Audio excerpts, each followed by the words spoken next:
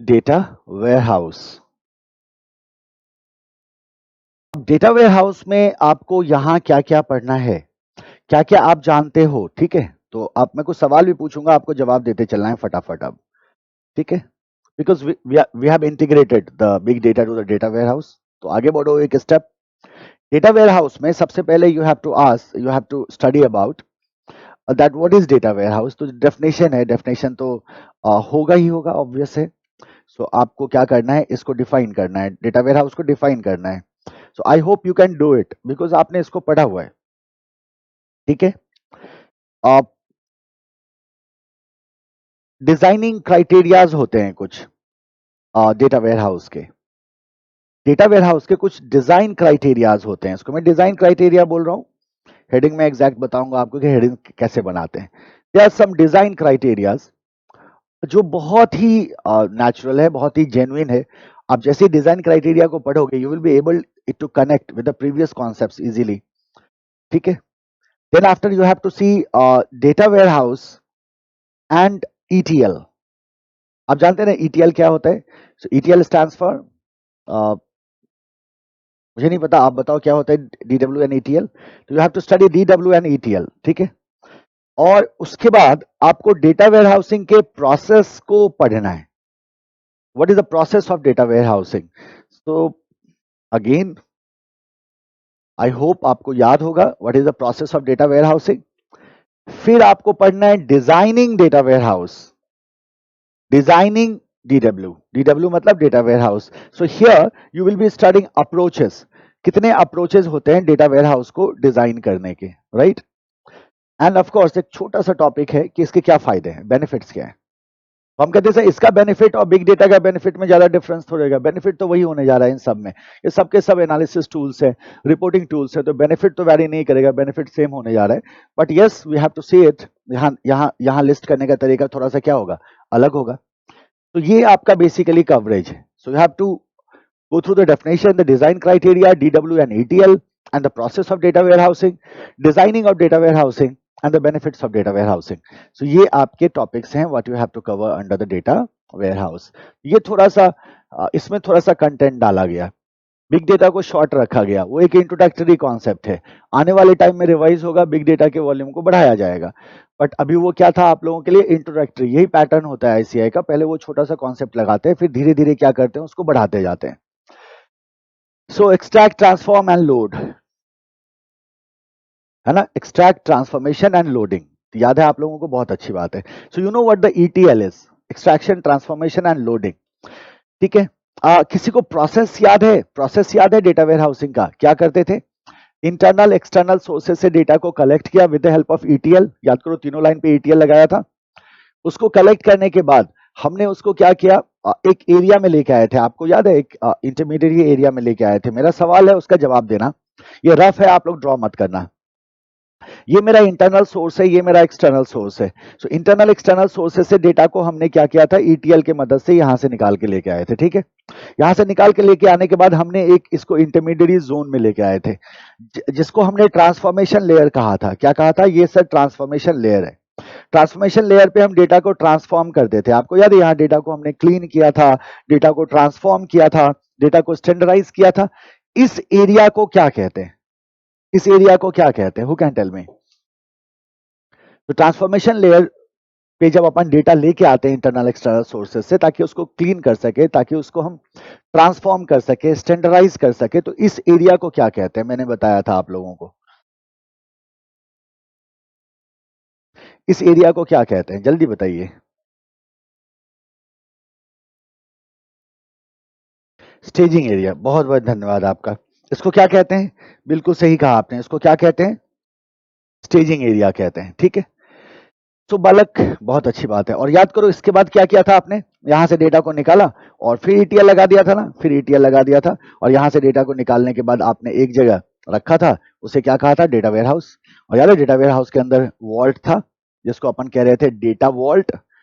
Data क्या कह रहे थे, डेटा वॉल्ट कह रहे थे, है ना। वॉल्ट क्यों बोला था, तो हमने कहा था सर इसके अंदर डेटा पूरी तरह से सिक्योर्ड होगा। अब इस डेटा वॉल्ट में क्या होता था, कौन बताएगा मुझे, इसके अंदर क्या होता था, डेटा वॉल्ट के अंदर क्या होता था। स्टेजिंग एरिया के लिए आप सबको बहुत बहुत धन्यवाद, है ना। अंकित, कृति, तमन्ना, अपूर्वा, कनिका, सिमरन, प्रत्युष, शिवा, पुरुषोत्तम एंड अंकित। याद है तो बहुत अच्छी बात है ना, दैट इज गुड, और यही रहना चाहिए। तो डेटा वॉल्ट के अंदर हमारे पास क्या होता है? Inside the data warehouse we have the data vault. Data vault के अंदर हमारे पास क्या होता है? Who can tell me? Data vault के अंदर हमारे पास क्या होता है? हु कैन टेल मी?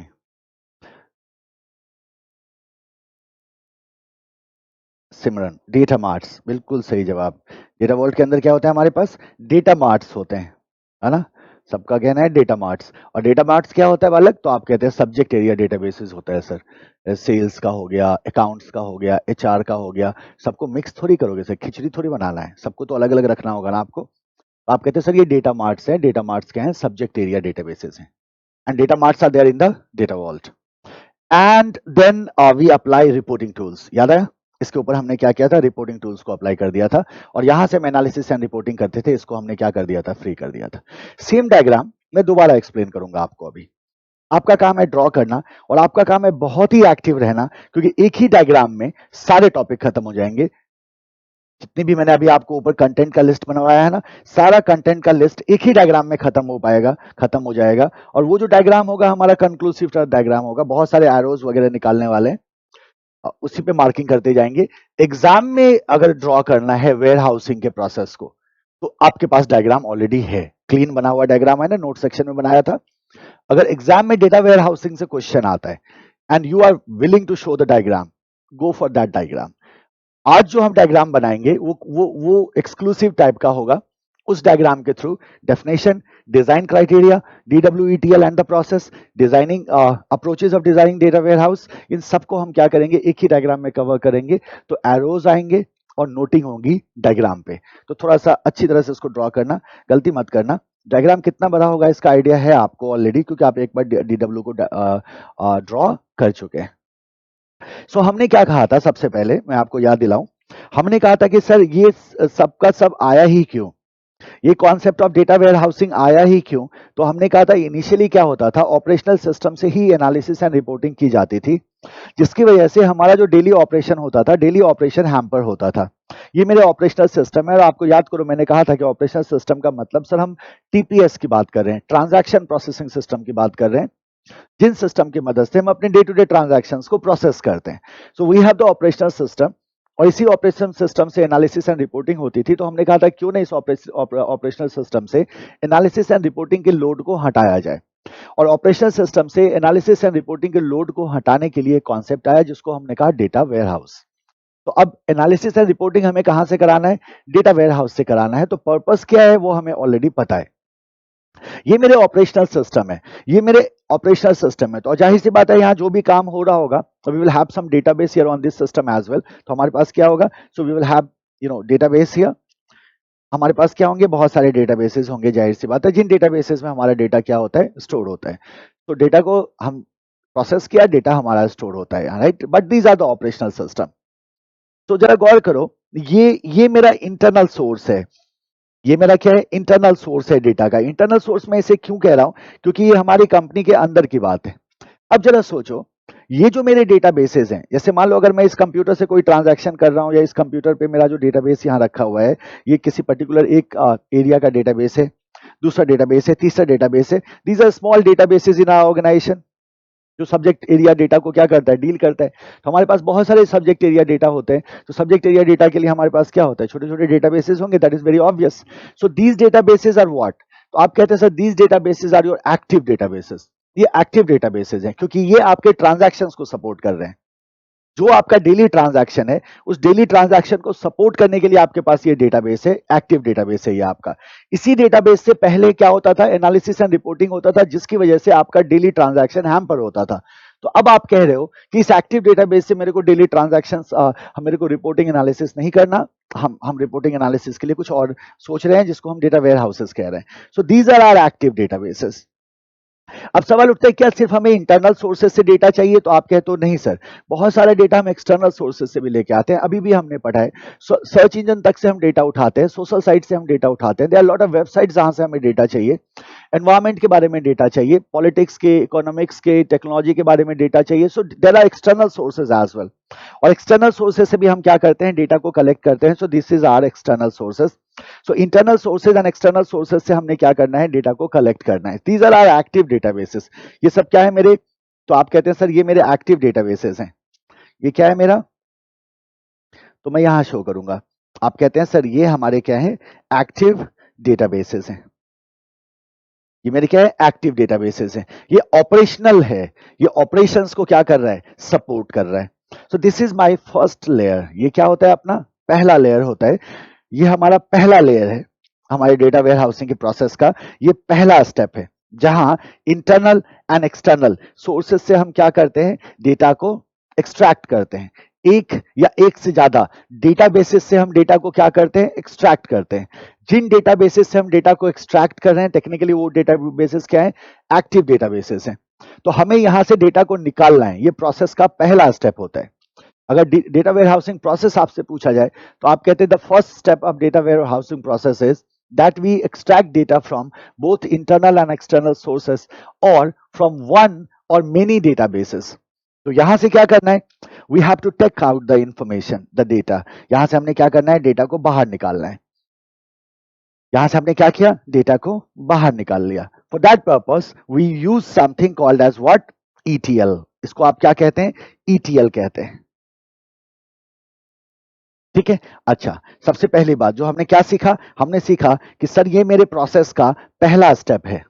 ये मेरे प्रोसेस का पहला स्टेप है. So this is our step 1. क्या बोला आपने, एक्सट्रैक्ट. डेटा को क्या किया, एक्सट्रैक्ट किया. Extract data from one or more database. Extract data from one or more database. तो डेटा वेयर हाउसिंग के प्रोसेस में सबसे पहला स्टेप क्या होगा, extract data from one or more databases. Okay, now we have the ETL. What is ETL? तो आप कहते हैं ETL is nothing but a software. ये क्या होता है, सॉफ्टवेयर्स होते हैं. और ETL के मदद से ही हम अपने सारे काम को परफॉर्म कर रहे होते हैं. जहां E stands for extraction. E का मतलब क्या होता है, एक्सट्रैक्शन होता है. T stands for transformation. T से हम क्या करते हैं भाई, टी का मतलब क्या है, ट्रांसफॉर्मेशन से है. और L stands for loading. So we have the ETL, extraction, transformation and loading. And with the help of ETL, we extract data from various sources, we transform those data, we refine data and then we load it into the data warehouse. इसके ETL is the software. Okay.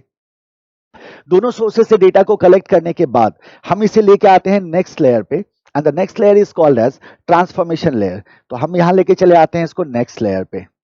और इसको हमने क्या कहा, transformation layer कहा. ये कैसा layer है मेरा, तो आप कहते हैं सर ये आपका ट्रांसफॉर्मेशन लेयर है. इसको ट्रांसफॉर्मेशन लेयर क्यों कहते हैं, और पहले लेयर को डेटा सोर्स लेयर कहते हैं. पहले लेयर को क्या कह दिया, डेटा सोर्स लेयर कह दिया. दूसरा लेयर क्या हो गया, ट्रांसफॉर्मेशन लेयर हो गया. ट्रांसफॉर्मेशन लेयर इसलिए कहते हैं क्योंकि यही क्या होता है, डेटा का ट्रांसफॉर्मेशन होता है. तो आप क्या कहते हैं, डेटा का ट्रांसफॉर्मेशन होता है. डेटा का ट्रांसफॉर्मेशन होने के लिए याद करो आपने क्या कहा था, आपने कहा था सर यहां हमारे पास एक एरिया होता है जिसको अपन स्टेजिंग एरिया कह रहे हैं. स्टेजिंग एरिया इसलिए कह रहे हैं क्योंकि ये बफर जोन है, क्योंकि यहां डेटा को रिफाइन किया जाता है और यहां डेटा को रिफाइन करने के बाद इसको लोड किया जाता है डेटा वेयर हाउस में. सोर्सेस से डेटा निकाला, रिफाइन किया, डेटा वेयर हाउस में लोड कर दिया. That is why it is called as what, staging area. इसको क्या कहा गया, स्टेजिंग एरिया कहा गया. और इस लेयर पे we do lot of activities. यहां हम बहुत तरह की एक्टिविटीज कर लेते हैं. जैसे आपने कहा कि सर डेटा का क्लींजिंग होगा, डेटा का क्लींजिंग होगा, डेटा का ट्रांसफॉर्मेशन होगा. सो डेटा को क्लीन करना, डेटा को ट्रांसफॉर्म करना, डेटा का स्टैंडर्डाइजेशन होगा, डेटा को स्टैंडर्ड बनाना.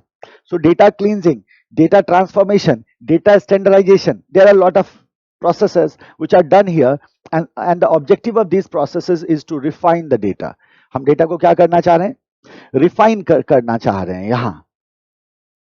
तो बताओ मेरे को, अगर मैं आपसे पूछूं बालक कि दूसरा स्टेप क्या हुआ इसका मतलब डेटा वेयर हाउसिंग का, तो आप क्या बोलोगे, दूसरा स्टेप ये हो गया सर कि जो डेटा हमने एक्सट्रैक्ट किया था उस डेटा को हमने क्या कर लिया, रिफाइन कर लिया. तो ये है आपका स्टेप नंबर 2. आप क्या कहते हैं, extracted data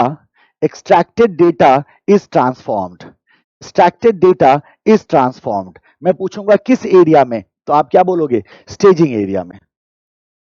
extracted data is transformed, मैं पूछूंगा किस एरिया में, तो आप बोलोगे सर स्टेजिंग एरिया में। सो प्रोसेस का 2 स्टेप हो गया, ये 3 स्टेप का प्रोसेस है, 2 स्टेप आप देख चुके हो। पहला step extract data from various sources, दूसरा step extracted data is transformed, data को क्या कर लिया, ट्रांसफॉर्म कर लिया। कहां कर लिया ट्रांसफॉर्म, तो आप कहते हैं for that purpose we have an area, that area is called as what, staging area.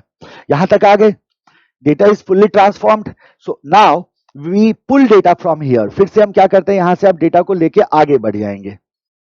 और आप जानते हैं कि फिर से again what tool will be used, तो आप बोलोगे sir ETL is going to be used. किसका इस्तेमाल होने जा रहा है, ETL का इस्तेमाल होने जा रहा है, ETL is going to used, right? And this transformed data now is loaded into what? तो आप कहते हैं sir now you have your data warehouse। अब आपका क्या है आपके पास, ये है सर आपका DW। Now DW stands for, तो आपने कहा सर डेटा वेयरहाउस। और आप कहते हैं sir in data warehouse you have a data vault, आपके पास क्या है, डेटा वॉल्ट है। And in that data vault you have what, data marts. इस तरह से हमने क्या किया, डेटा मार्ट्स को शो कर दिया। And our data warehouse is created, our data warehouse is created. Analysis की बात नहीं करेंगे, यही रोक देंगे, रिपोर्टिंग लेयर दिखाएंगे जरूर, रिपोर्टिंग लेयर पे डिस्कशन हमें नहीं करना। तो ये मेरा तीसरा स्टेप है। बताओ तीसरा स्टेप क्या होगा, ट्रांसफॉर्म डेटा को किधर लोड कर दिया हमने, क्या बोलोगे आप, डेटा वेयरहाउस में लोड कर दिया, तो यही हमारा क्या होगा, तीसरा स्टेप हो जाएगा। आप कहते हैं सर तीसरा स्टेप होगा, आप कहोगे सर तीसरा स्टेप होगा, ये मेरा तीसरा स्टेप है और डेटा वेयरहाउसिंग का प्रोसेस खत्म। स्टेप 3, ट्रांसफॉर्म डेटा, जो मेरा ट्रांसफॉर्म डेटा है, transform data loaded into DW, data warehouse. तो ट्रांसफॉर्म डेटा को हमने क्या किया, डेटा वेयरहाउस में लोड कर दिया, पर्पस क्या हुआ, प्रोसेस खत्म। सो अगर आपसे डेटा वेयरहाउसिंग का प्रोसेस एग्जाम में पूछता है तो आप क्या बोलोगे, डेटा वेयरहाउसिंग के प्रोसेस में 3 स्टेप्स होते हैं। सबसे पहला स्टेप होता है इंटरनल एक्सटर्नल सोर्सेज से डेटा को कलेक्ट करना, दूसरा स्टेप होता है डेटा को ट्रांसफॉर्म कर लेना, और तीसरा स्टेप होता है ट्रांसफॉर्म डेटा को वेयरहाउस में डाल देना। वेयरहाउसिंग कंप्लीट हो गया, इसको कहते हैं the process of data warehousing. Analysis हम क्यों रखें, डेटा एनालिटिक्स के प्रोसेस में तो हमने देखा ही था, हम लास्ट तक गए थे, एनालिसिस तक गए थे, हमने बिजनेस इंटेलिजेंस में भी एनालिसिस तक गए थे। यहां एनालिसिस शो करने की जरूरत नहीं है, क्योंकि आपसे यहां पूछा जाएगा डेटा वेयरहाउसिंग का प्रोसेस बताओ, because you are reading the data warehouse. Now what we do here is, हमने कहा सर इसी डेटा वेयरहाउस पे we apply various kinds of reporting tools. हम क्या करते हैं, यहाँ एक और लेयर बनाते हैं, ऊपर मैंने थोड़ी सी जगह रखी है, ये कोई एरर नहीं है, ये जानबूझ के किया है, क्योंकि ऊपर मुझे नोटिंग करानी है आपको ना, इससे रिलेटेड, तो जगह आप भी छोड़ देना, आधे से शो कर दो रिपोर्टिंग को।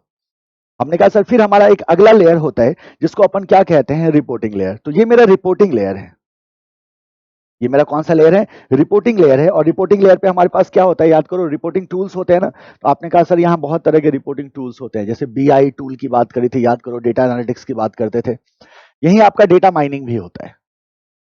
रिपोर्टिंग लेयर पे बहुत सारे टूल्स होते हैं, one of the tool is data mining. एक को मेंशन कर लो क्योंकि ये हमारा अगला टॉपिक है। तो बिग डेटा को इंटीग्रेट किया डेटा वेयरहाउस के साथ, अब डेटा वेयरहाउस पे डेटा माइनिंग लगाएंगे, वो तीसरा स्टेप होगा।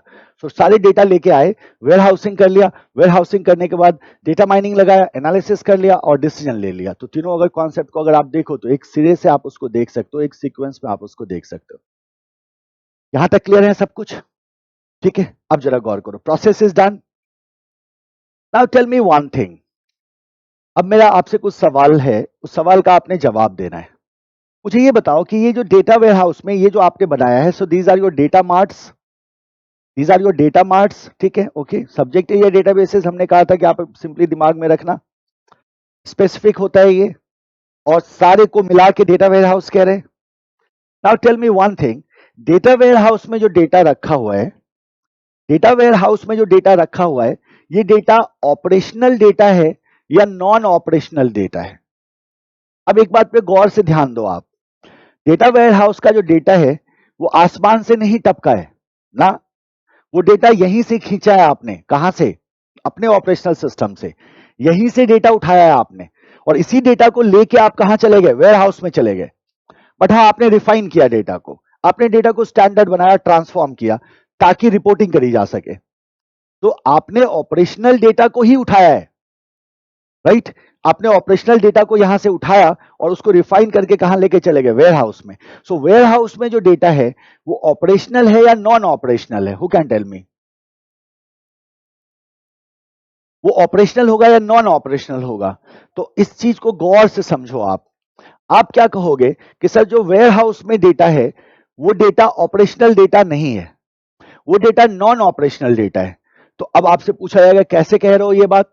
तो आप कहते हो कि देखो जो मेरे एक्टिव डेटाबेसेस हैं, जिन एक्टिव डेटाबेसेस से मैं अपने डेली ट्रांजैक्शंस को सपोर्ट कर रहा हूं, वहां मेरा ऑपरेशनल डेटा है and that data is being used in operations. और वहां जो डेटा था उसी डेटा का एक कॉपी, डेटा को कॉपी करके हम आगे बढ़ गए, हमने उसको रिफाइन किया, ट्रांसफॉर्म किया, वेयर हाउस में डाल दिया। तो वेयर हाउस में जो डेटा है वो ऑपरेशनल डेटा नहीं है, because this data is not being used in operations, that is completely non operational data. Operational data कहां होता है? एक्टिव डेटाबेस में होता है। वेयर हाउस में क्या होता है? नॉन ऑपरेशनल डेटा होता है। पहली चीज, बात आई समझ में? क्या बोलोगे? Non operational. बात समझ रहे हो मेरी? मैं फिर से एक्सप्लेन कर देता हूं। आप क्या कहते हैं कि वेयर हाउस में जो डेटा होगा सर वो नॉन ऑपरेशनल डेटा होगा, क्योंकि जो ऑपरेशनल डेटाबेसेस थे हमारे पास, उन ऑपरेशनल डेटाबेसेस से कॉपी ऑफ डेटा को हम लेके ट्रांसफॉर्म करके क्लीन करके वेयर हाउस में डाल दिया हमने। तो वेयर हाउस में जो डेटा है वो कैसा डेटा है? तो हम कहते हैं सर सबसे पहले ये नॉन ऑपरेशनल डेटा है। कैसा डेटा है? नॉन ऑपरेशनल डेटा है। So first thing is the data in warehouse is what? Non operational data. ठीक है, इसको मैं बोल देता हूं ए। इसको मैंने क्या बोल दिया? ए बोल दिया, non operational data. Is it clear? Doubt हो तो पूछ लेना। अगर आप कुछ पूछ नहीं रहे हो तो इसका मतलब मैं समझ जाऊंगा कि हाँ आप समझ गए हो। तो फिर से पूछ रहा हूं, ऑपरेशनल डेटा कहां होता है? तो आपने कहा सर ऑपरेशनल सिस्टम के पास होगा, एक्टिव डेटाबेसेस में होगा। और नॉन ऑपरेशनल कहां होता है? तो आप कहते हैं वेयर हाउस में जो भी इंफॉर्मेशन होता है वो हमेशा क्या होता है? नॉन ऑपरेशनल इंफॉर्मेशन होता है। ऑपरेशनल इंफॉर्मेशन हमारे पास या ऑपरेशनल डेटा हमारे पास यहां नहीं होता है। सेकेंड थिंग, मुझे एक बात बताओ, जब आपने डेटा को इंटरनल एक्सटर्नल सोर्सेस से कलेक्ट किया, डेटा को स्टेजिंग एरिया में लेके गए, तो वहां आपने एक प्रोसेस किया जिसको आप कहते हैं स्टैंडर्डाइजेशन। स्टैंडर्डाइजेशन का मतलब क्या हुआ? कैसे? मान लो, टेक एन एग्जांपल कि आपने डेटा कलेक्ट किया और जब आपने डेटा डिफरेंट सोर्सेस से कलेक्ट किया, तो लेट से आपको लोगों का डेट ऑफ बर्थ भी कलेक्ट करना था। तो आपने जब डेट ऑफ बर्थ के डेटा को कलेक्ट किया तो किसी ने MMDDYY के फॉर्मेट में लिखा हुआ है, किसी ने DDMMYY के फॉर्मेट में लिखा हुआ है, किसी ने YYMMDD के फॉर्मेट में लिखा हुआ है। तो क्या हो रहा है? There are various format of data available. So एक ही डेट ऑफ बर्थ को अलग अलग फॉर्मेट में लोगों ने क्या किया है? लिखा हुआ है, राइट? जब आप उससे लेके आते हैं स्टेजिंग एरिया में तो आप कहते हो कि नहीं काम नहीं चलेगा इससे, मेरे को एक फॉर्मेट चाहिए, मेरे को डेटा को स्टैंडर्ड बनाना होगा ताकि मैं इस डेटा को एनालाइज कर सकूं। अगर डेटा स्टैंडर्ड नहीं हुआ तो वो एनालाइज नहीं होगा, आप उसको कंपेयर नहीं कर सकते, आप उसकी एनालिसिस नहीं कर सकते। तो फिर आप क्या कहते हो कि नहीं मेरे को एक ही फॉर्मेट चाहिए। आपने कहा DDMMYY का फॉर्मेट में रखूंगा और इसी DDMMYY के फॉर्मेट में हम सारे डेटा को कन्वर्ट कर देंगे। The process is called as what? Standardization. तो अगर आपसे ये पूछा जाए कि डेटा वेयर हाउस में क्या नॉन स्टैंडर्ड डेटा आप डाल रहे हो क्या, तो क्या बोलोगे? कभी नहीं। आपने बोला सर इसीलिए तो पहले स्टेजिंग एरिया में लेके गए और स्टेजिंग एरिया में हमने उसको स्टैंडर्डाइज किया। इसका मतलब एक बात पक्का है कि जो भी डेटा वेयर हाउस में है वो डेटा क्या होगा? स्टैंडर्डाइज्ड डेटा होगा, वो स्टैंडर्ड डेटा होगा, एक ही फॉर्मेट का डेटा होगा, एक ही कंटेक्स्ट का टाइप का डेटा होगा, ताकि किसी तरह का इशू एनालिटिक्स के वक्त हमारे को ना आए। क्या बोलोगे? Data is standardized. जरा गौर करो, सेकेंड लर्निंग क्या है? तो हम कहते हैं सर सेकेंड लर्निंग हमारे पास ये है कि जो भी डेटा हमारे पास यहां होता है वो डेटा पूरी तरह से क्या होता है? स्टैंडर्डाइज्ड होता है। वो क्या होता है? पूरी तरह से स्टैंडर्डाइज्ड होता है, यानी कि data is standard. Data is standard, तो ये क्या हो गया? बी हो गया। डेटा कैसा होता है भाई? तो आप कहते हो सर डेटा स्टैंडर्ड होता है। तो दो बातें होगी, बताओ डेटा कैसा होता है वेयर हाउस में? आप बोलोगे ऑपरेशनल, नॉन ऑपरेशनल होता है। डेटा कैसा होता है? स्टैंडर्डाइज्ड होता है। अच्छा tell me one thing, will you allow to have the outdated data? क्या आप आउटडेटेड डेटा रखोगे क्या डेटा वेयर हाउस में? या क्या ऐसा हो सकता है कि डेटा वेयर हाउस में जो डेटा हमें पता ही नहीं है कि डेटा कब का है? तो 2021 में मेरे को स्ट्रैटेजी बनानी है, 1990 का डेटा मैं यूज कर रहा हूं, क्या क्या ये हो सकता है? क्या आप इसको अलाउ करोगे? बोलोगे नहीं सर, टाइम पीरियड बहुत इंपॉर्टेंट होता है। और यही रीजन होता है कि whenever we collect data we have the time stamp on the data, ताकि हमें ये पता चल सके ये डेटा किस पीरियड का है। क्योंकि अगर हमें ये ना पता चलेगा, मान लो अगर हम कहते हैं करंट फाइनेंशियल पीरियड है, प्रीवियस फाइनेंशियल पीरियड है, किस साल का डेटा है, कितना लेटेस्ट है, कितना आउटडेटेड है, तभी तो आप कर पाओगे डिसीजन मेकिंग, वरना क्या होगा, डिसीजन मेकिंग में गलतियां होंगी। So that is why we say that data in the data warehouse will always have the time stamp.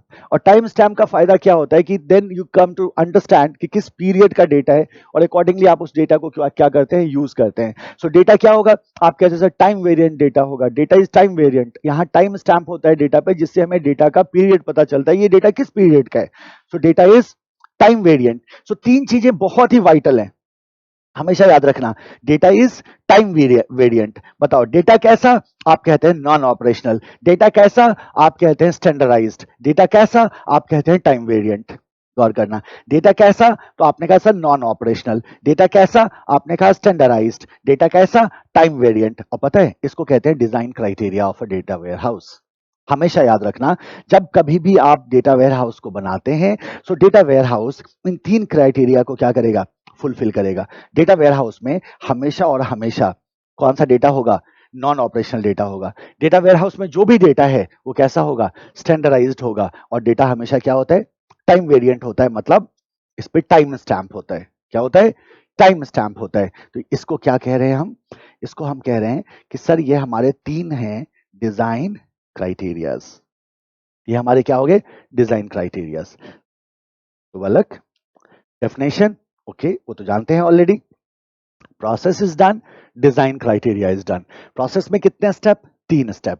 और डिजाइन क्राइटेरियाज कितने, तीन। डेटा को क्या होना होगा, नॉन ऑपरेशनल। डेटा को कैसा होना होगा, स्टैंडर्डाइज्ड। और डेटा को कैसा होना होगा, टाइम वेरिएंट।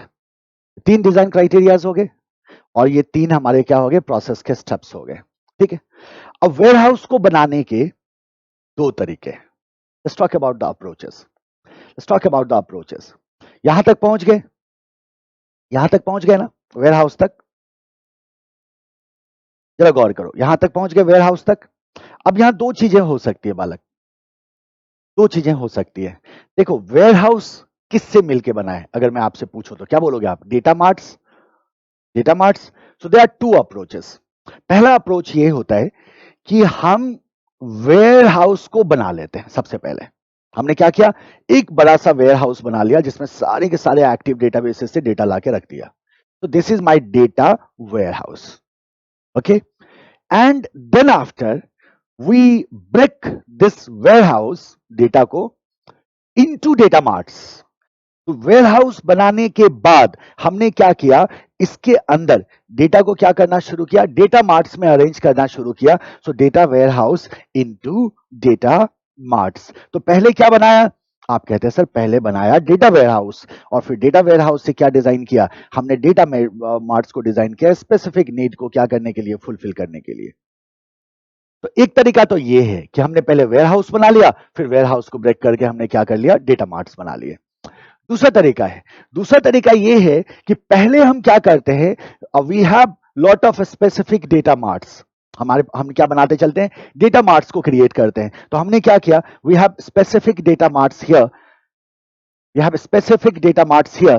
पहले हमने क्या बनाया, डेटा मार्ट्स को बनाया। इस बार किसको बनाया, डेटा मार्ट्स को बनाया। और डेटा मार्ट्स को बनाने के बाद इन सारे के सारे डेटा मार्ट्स को हम क्या करते हैं, कंबाइन कर देते हैं। इन्हें क्या किया, कंबाइन किया और इन्हें कंबाइन करके बना दिया एक डेटा वेयरहाउस। तो देयर आर टू अप्रोचेस, दो तरीका है करने का, बड़ा सिंपल है ना, इजीली दिमाग में रह जाएगा। पहले वेयरहाउस फिर डेटा मार्ट, पहले डेटा मार्ट फिर warehouse. So warehouse to data mart, data mart to warehouse. अब जरा सोचो, मेरे को ये बताओ, किस इन दोनों में से आपको क्या लगता है, किस अप्रोच को आप टॉप डाउन कहोगे। दो अप्रोचेस होते हैं, एक को कहते हैं टॉप डाउन, एक को कहते हैं bottom up. Top down, bottom up. तो टॉप डाउन किसको कहोगे, कॉमन सेंस है, किसको कहोगे टॉप डाउन, पहले को या दूसरे को। देयर आर टू अप्रोचेस, ये है अप्रोच वन, ये है अप्रोच टू।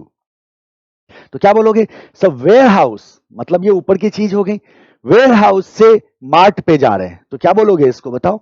आप कहते हैं sir this is your top down approach. ये कैसा अप्रोच है, ये टॉप डाउन अप्रोच है। और दूसरा है डेटा मार्ट से वेयर हाउस बना रहे हैं, क्या बोलोगे, बॉटम अप। सर ये आपका कैसा अप्रोच है? बॉटम अप अप्रोच है। तो बताओ कितने अप्रोचेस हैं डेटा वेयर हाउस को डिजाइन करने के? 2 अप्रोचेस हैं, data warehouse into data mart या data mart into data warehouse. ये 2 तरीके हैं डेटा वेयर हाउस को डिजाइन करने का। These are the approaches of designing of data warehouse. So this is our data marts. Done. All topics are covered. इसी को कहते हैं डेटा वेयर हाउसिंग। ये आपका मास्टर डायग्राम है ना? ये आपका क्या है? मास्टर डायग्राम है। वन को क्या बोला? टॉप डाउन कह सकते हैं, और सेकंड वाला जो हो गया वो आपका क्या हो गया? बॉटम अप अप्रोच हो गया। क्लियर है सबका? ठीक है। स्टैंडर्ड का क्या मतलब होता है? स्टैंडर्ड तो it's very simple thing to understand. Standard data होना चाहिए ना, स्टैंडर्ड डेटा होना चाहिए। आप लोगों को लिखने की जरूरत नहीं है, जिसको बहुत ज्यादा दिक्कत हो रही है वही लिखना। स्टैंडर्ड का मतलब क्या होता है? मान लो मेरे को एज कंपेयर करना है लोगों का। एज क्या करना है? मुझे कंपेयर करना है, एक चार्ट बनाना है जिसमें मैं एज कंपेयर करना चाहता हूँ लोगों का। पॉपुलेशन की मैं स्टडी कर रहा हूँ मान लो, पॉपुलेशन की स्टडी कर रहा हूँ, तो I have to see the ages, है ना, कि एक पॉपुलेशन में किस एज के कितने लोग हैं, राइट? तो क्या हुआ, मेरे को एज कंपेयर करने के लिए हमने कहा कि हमें ईयर्स में डेटा चाहिए। ये मेरा स्टैंडर्ड था जो मेरे को चाहिए था। और कहीं से मैंने डेटा उठाया, मैंने देखा वहां डेटा जो है लोगों का डेज में है।